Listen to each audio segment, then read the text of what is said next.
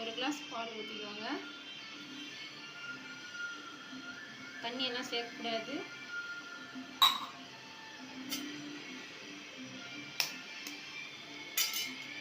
ரெண்டு முட்டை,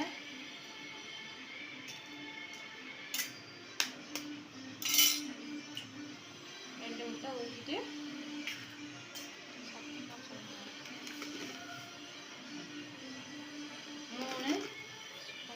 3 கரண்டி ஸ்பூன் சர்க்கரை போடணும்.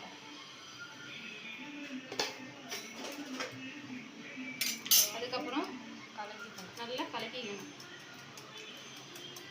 நல்லா கலக்கினதுக்கப்புறம் நல்லா அந்த மஞ்சள் கரையிற அளவுக்கு நல்லா கரைச்சிக்கோங்க.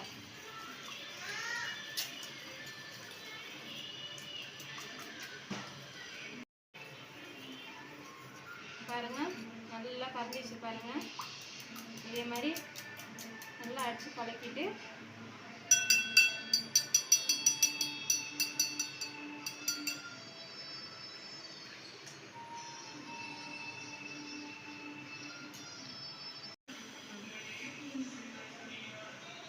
கொஞ்சம் நெய் லைட்டாக விட்டுக்கோங்க. அப்போ தான் ஒட்டாது.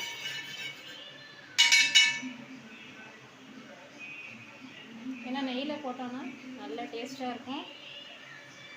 இப்போ அடுத்தது இது ப்ரெட்டை நல்லா இந்த முட்டை பால் சர்க்கரையெல்லாம் அடித்து வச்சுக்கிறது முக்கி இப்படி எடுத்து போட்டுருங்க.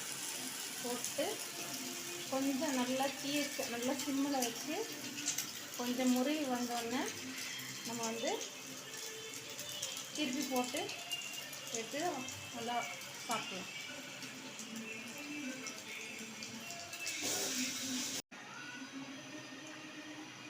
இப்போ நல்லா திருப்பி போட்டுக்கோங்க.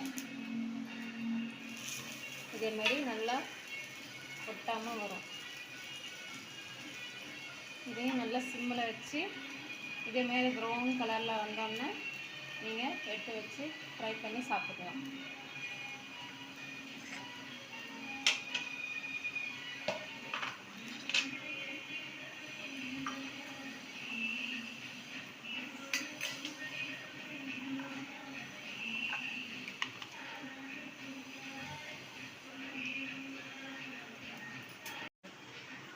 ஒரு 2 நிமிஷம் போட்டால் போதும். நல்லா முருகலாக வருங்க.